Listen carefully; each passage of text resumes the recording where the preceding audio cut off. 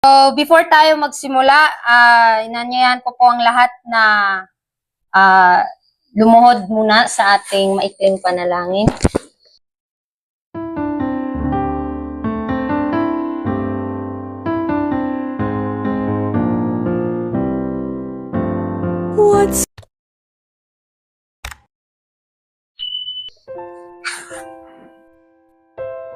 Amahan na mo nga naa sa mga langit. Panginoon, maraming salamat sa mga oras na ito na patuloy niyo po kaming iningatan at hindi namin pagbubulay-bulayan ang inyong mga salita. Tulungan kami na amin po itong maisabuhay at magkaroon ng karakter, ang aming karakter na gaya ni Kristo. Tulungan kami na maangkin ito at patuloy kaming ingatan sa araw ng Sabat na ito at panatilihing banal ang aming mga isipan upang kami ay maging karapat-dapat ang aming mga papurit na sasalamat sa inyo. Maraming salamat sa pagdinig sa aming dalangin at patawad sa aming mga nagawang kasalanan. Linisin niyo po ang aming mga pusong isipan at salamat sa lahat ng bagay at mga biyaya na inyong pinagkaloob. Sa pangalan ni Jesus. Amen. Titled, nasa chapter 31 ng Messages to Young People, entitled, Pakikipagkaisa kay Kristo. So kung may mga Bible kayo dyan, sabayan niyo po akong basahin ang John chapter 15 verse 5. Sabi dito, ako ang puno ng ubas, kayo ang mga sanga. Ang nananatili sa akin at ako'y sa kanya ay siyang nagbubunga ng marami. Sapagkat kayo'y hiwalay sa akin, ay wala kayong magagawa. So, sa verse pa lang, nagpapaalala na sa atin na kahit anong gawin nating mga bagay o sa mga gawain natin, kung hindi nakasentro yung Panginoon sa mga ginagawa natin, is yung sinasabi pang useless lang, no? Kagaya ng sanga na kapag hindi ito nakaugat sa puno, mamamatay at malalanta. So gaya din sa atin na kung tayo hiwalay kay Kristo, kahit anong mga pangarapan natin o ano pa yung mga plano natin sa buhay, is walang patutunguhan, walang kabuluhan, no? Kaya sabi dito, ang pakikipagkaisa kay Kristo sa pamamagitan ng buhay na pananampalataya ay tumatagal magpakailanman. Ang bawat ibang pakikipag-isa ay magwawakas. Si Kristo ang unang pumili sa atin, binayaran ng isang walang katumbas na halaga para sa ating pagtubos. At ang tunay na mananampalataya ay pinipili si Kristo bilang una, huli, at pinakamahalaga sa lahat ng bagay. So ito sana yung gawin natin pinaka-priority sa buhay natin yung every time na gagawa tayo o magpaplano tayo sa mga bagay na ano yung pwede natin gawin, ay unahin natin na ipaalam sa Panginoon, ipanalangin natin kung tama ba tong desisyon ko, tama ba tong mga plano ko, no? Kasi meron siyang ipapahintulot ng mga bagay na minsan hindi natin nakalain na bakit kaya yun nangyari, no? Kasi may mga times na nagdidesisyon tayo na hiwalay sa plano ng Panginoon. Kaya minsan hindi na natin naiintindihan ano yung plano niya. Kasi mismo yung sarili natin yung sinusunod natin. Kaya paalala sa atin ng Panginoon na kung wala siya, wala tayong magagawa. At isa pa, kung hindi natin siya ang unang hahanapin o hindi yung ginagawa nating first priority ay yung ating makasarili lamang na intention, ay wala pa ring kabuluhan ang lahat. Kaya sa pagpapatuloy, sabi dito, ngunit ang pakikipagkaisa na ito ay may kapalit. Ito ay isang pakikipag-isa na ganap na pagdepende na kailangang pasukin ng isang mapagmataas na nilalang. Lahat ng nagnanais bumuo ng pakikipagkaisa na ito ay kailangang maramdaman ang kanilang pangangailangan sa dugo ni Kristo na naghuhugas ng kasalanan. So, kailangan nilang magkaroon ng pagbabago ng puso. So, kailangan nilang isuko ang kanilang sariling kalooban sa kalooban ng Diyos. So, ito yung pinaka-first nating gawin. Every time na magpaplano tayo, ano yung plano niya sa atin? Yun yung dapat nating maintindihan bago natin gawin yung mga ninanais natin. Kasi gaya ng ating nabasa na kailangan meron tayong pakikipagkaisa. Hindi lang sa katotohanan, kundi sa mga plano sa buhay natin, like, ano yung pangarap mo? Ano yung, magpaplano ka na gusto mong magnegosyo, o ano yung mga plano mo? Gawin mong partnership o partner ang Panginoon sa lahat ng plano mo o sa lahat ng desisyon mo. At isa pa, dapat malaman natin na si Kristo lang ang tanging daan na kaya maliligtas ang tao. Hindi ibig sabihin na ang mga tao, babahagian mo ng mensahe, dadalhin mo lang sa iglesia. Dahil maraming mga tao ngayon na dinadala lang nila sa iglesia, ngunit malayo kay Kristo. Kaya kailangan sa atin, yung pinaka-priority natin, kahit hindi natin sila madala dito sa iglesia, dalhin natin sila kay Kristo sa pamamagitan ng pagpapakita ng mga mabubuting gawa. So bakit minsan iniisip natin na, di ba, sabi yung salvation is by grace alone. Kailangan pa ba yung good works, no? Anyway, gusto ko lang isali yon na part, na lesson, na yung good works pala na pinapakita natin, that's the fruit of the Spirit. That's the fruit na sa salvation na sa atin. Yun yung bunga ng kaligtasan na tinanggap natin.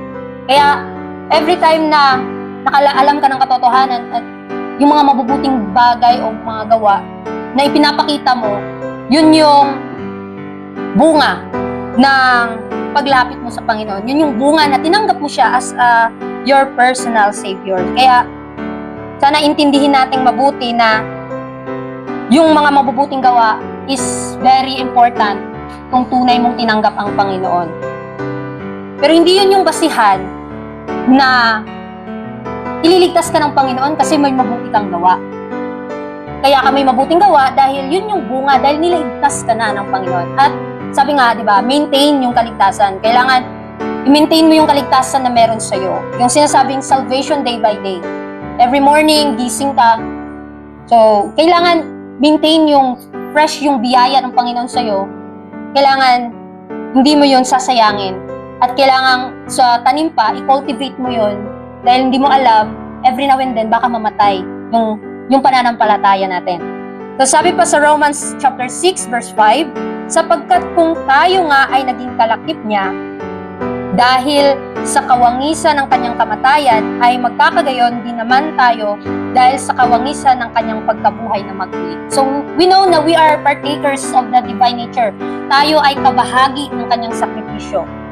So, sana hindi natin kalimutan na kaya ako nagsasakripisyo hindi dahil sa sarili ko, kundi kabahagi lang ako sa sakripisyo ng Panginoon. Kasi nalaman na natin yung mga sakripisyo ng Panginoon, di ba? So, kailangan isipin natin na ang lahat ng pinagdadaanan natin, minsan napanghinaan pa tayo ng loob kasi napakaunti lang natin, no? Pero isipin natin mabuti na yung Panginoon pumunta dito sa mundo para hanapin yung mga nawawala. So tayo kailangan makita natin na isa pala akong nawala at nahanap ng Panginoon. At yun yung dahilan kaya ipapakilala ko sa mga taong nasasalamuha ko yung Panginoon na tinanggap ko.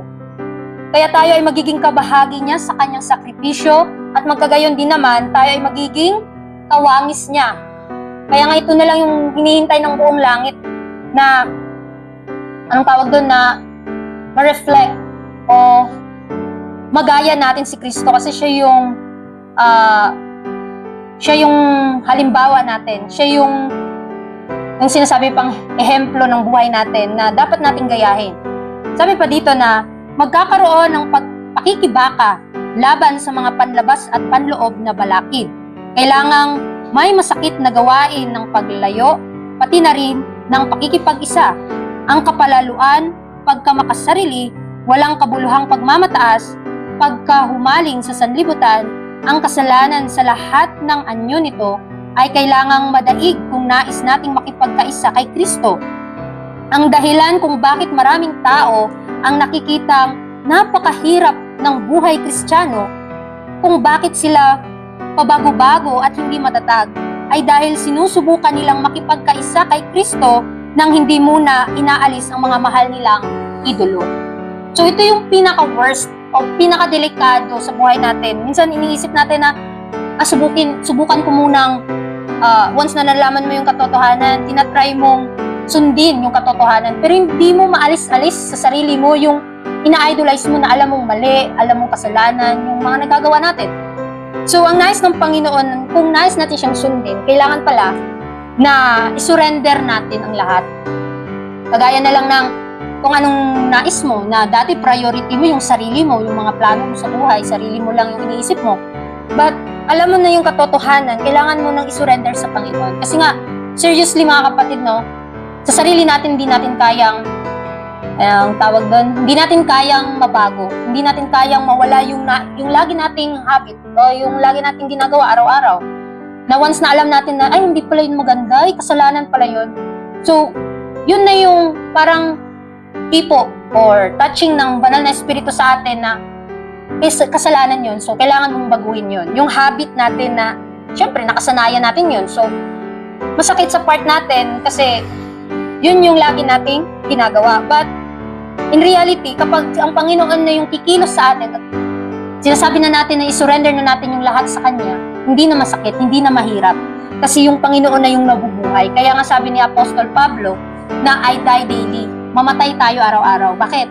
Kasi kapag buhay pa tayo sa sarili natin, ang hirap namang tanggihan yung sarili. Ang hirap namang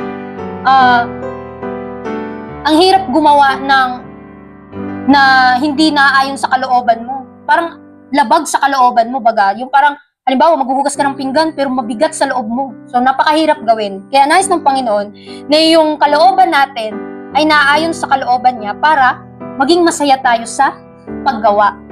No? Sa paggawa ng kanyang kalooban. Kaya sabi pa dyan na mayroong pakikipagbaka. Oo, kasi nga, di ba, kapag, halimbawa, alam mo na yung katotohanan, tapos, ang hirap mo pang tanggihan yung sarili mo, kasi ito gusto ko eh, ito yung nagpapasaya sa akin, ito yung mga bagay na nagagawa ko pa noon, pero alam mo hindi maganda, alam mo kasalanan sa harap ng Panginoon. Kaya merong pakikipagbaka sa loob. Ang hirap kaya nun, yung sarili mo lang pala yung kalaban mo, yung kaaway mo. Kaya, sabi ng Panginoon dito na kailangan kailangan tayong makaranas ng mga masasakit na proseso o maaari inilalayo tayo ng Panginoon sa mga kaibigan natin na yun pala yung humihila sa atin sa sanlibutan. So, meron parang purpose yung Panginoon. Bakit niya yun ginagawa sa atin o bakit niya yun pinapahintulot? Kaya sabi sa Galatians chapter 5 verse 17, sapagkat ang laman ay nagnanasa ng laban sa espiritu at ang espiritu ay laban sa laman. Sapagkat ang mga ito ay nagkakalaban upang huwag ninyong gawin ang bagay na inyong ibigin. So, ito nga, di ba? Gaya ng sinabi ko kanina na ito na yung gusto ko, ito na yung nais ko, lagi ko na itong ginagawa. Pero ang hirap, no? Kasi, na first place, yun yung ginagawa mo parati. Pero, yun yung sinasabi na ang laman ay nagnanasa ng laban sa espiritu. So, once na yung banal na espiritu, pinaalala ka na ito yung gawin mo, pero, syempre, gusto pa ng iyong sarili na ito yung iba yung gagawin mo o hindi naaayon sa kalooban ng Panginoon. So, merong pakikipagbaka sa loob natin. Yun yung mahirap na pakikipagbaka kasi sarili mo yung kinakalaban mo. Kaya kailangang isubmit mo yung lahat ng bagay, isubmit mo yung lahat ng gusto mo sa Kanya. Kaya nga sabi sa 1 Corinthians chapter 6 verse 17, ngunit ang nakikisama sa Panginoon ay kaisang espiritu niya. So ito nawa yung maipakita natin sa mga tao sa paligid natin na yung espiritu ni Kristo, yun yung maipakita sa buhay natin na nananahan yung Panginoon sa atin. Kasi yun yung, kaya nga yung sabi ko kanina na yung bunga ng banal na espiritu, yung love, joy, peace, long-suffering, goodness, yun yung sanang maipakita natin kasi yun yung bunga, yung sinasabing good works. Yun yung bunga na si Kristo ay nasa atin. Sabi pa dito na kapag nabuo na ang pakikipagkaisa kay Kristo, ito ay mapapanatili lamang sa pamamagitan ng taimtim na panalangin at walang kapagurang pagsisikap. Dapat tayong lumaban, magtanggi at magtagumpay laban sa sarili. Sa pamamagitan ng biyaya ni Kristo sa lakas ng loob, pananampalataya at pagbabantay, maaari nating makamit ang tagumpay. So, hindi lang ibig sabihin na may pananampalataya ka, okay na. So, meron paggawa no? Yung sinasabi sa isang aklat na faith and works together, no? Hindi yung may pananampalataya ka lang ay pwede na. Kailangan ng pananampalataya at paggawa, combination yon para maging success tayo at mapanagumpayan natin yung mga pagsubok o yung mga tukso sa paligid natin. Kasi mahirap, di ba? Kasi nga, sarili mo yung kalaban mo. Kaya once na nakilala mo na yung Panginoon, once nakilala mo na yung katotohanan, at sinisikap mong sundin yung kanyang kalooban, dito na magsisimula yung paglakad mo sa liwanag.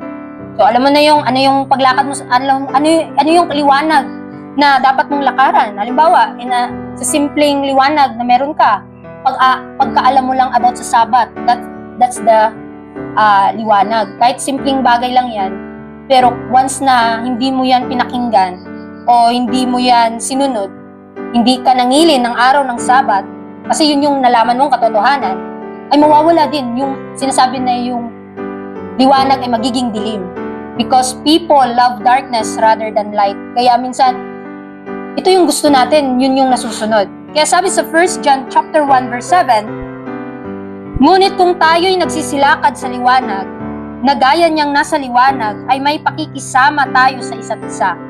At nililinis tayo ng dugo ni Jesus, ng kanyang anak sa lahat ng kasalanan. We know na lahat tayo, di ba? Every now and then, nagkakasala tayo, sa pagtingin pa lang, kasalanan na. Hindi natin alam na yung araw-araw pala, kaya gusto ng Panginoon na i-maintain natin yung kaligtasan na meron tayo. Araw-araw pala, nililigtas tayo ng Panginoon.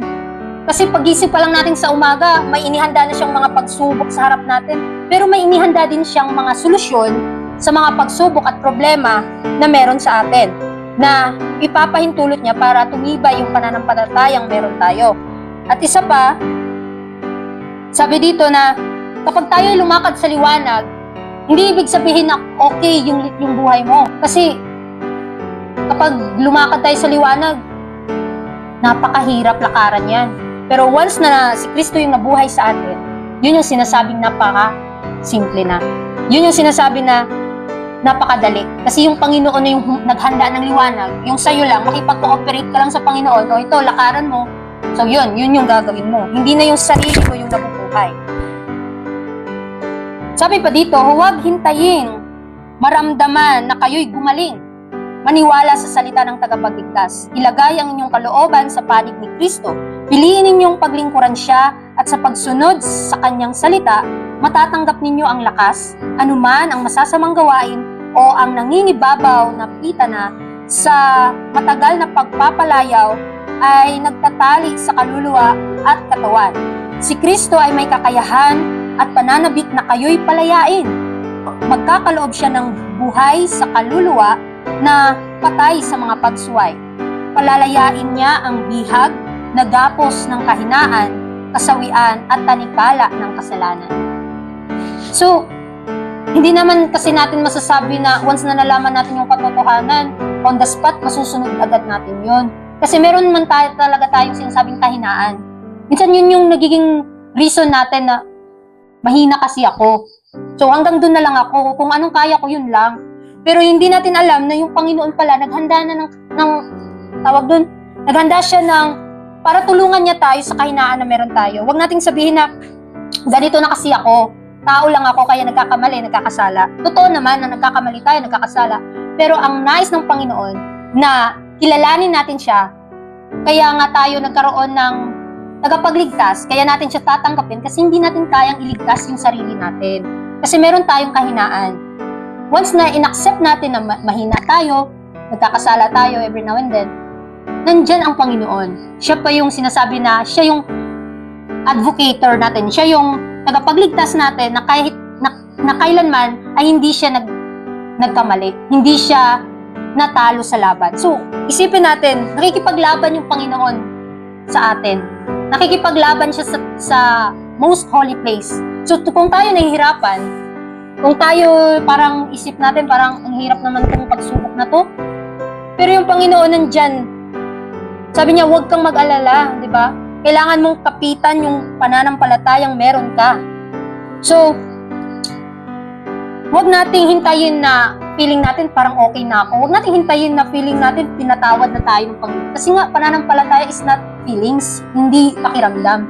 Kundi, once na tinanggap mo yung Panginoon at anumang meron ka, lumapit ka sa Kanya, at ibig sabihin nun, hindi ibig sabihin na banal ka na bago ka lumapit. Kasi ang Panginoon gusto niya, mahanapin yung mga nawawala. At gusto niya, once na nahanap niya yung nawawala at tayo yon, yung nawawalang yon, ang gusto niya na mapabanal tayo. Pero nasa proseso yung kabanalan, hindi on the spot na banal ka na. Kasi minsan iniisip natin, kailangan ko pang mag-vegetarian bago magpabautismo.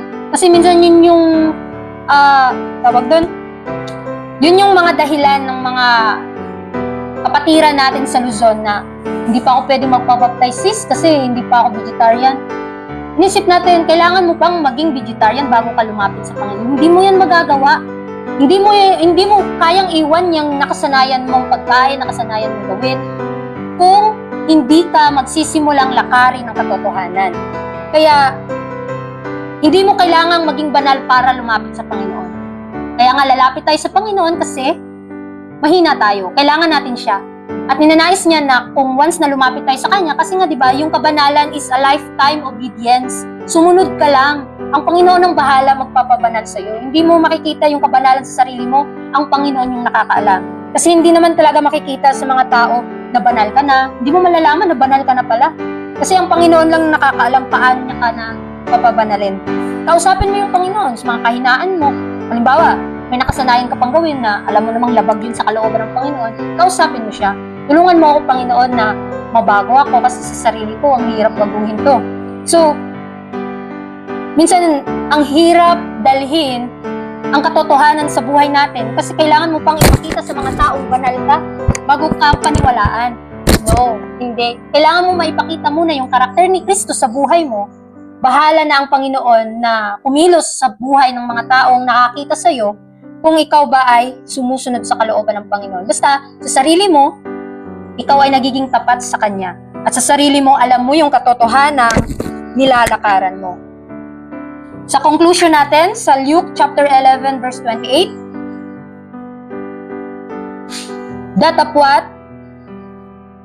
datapwat sinabi niya, oo, bagkus na lalong mapapalad ang nangakikinig ng salita ng Diyos at ito'y ginaganap.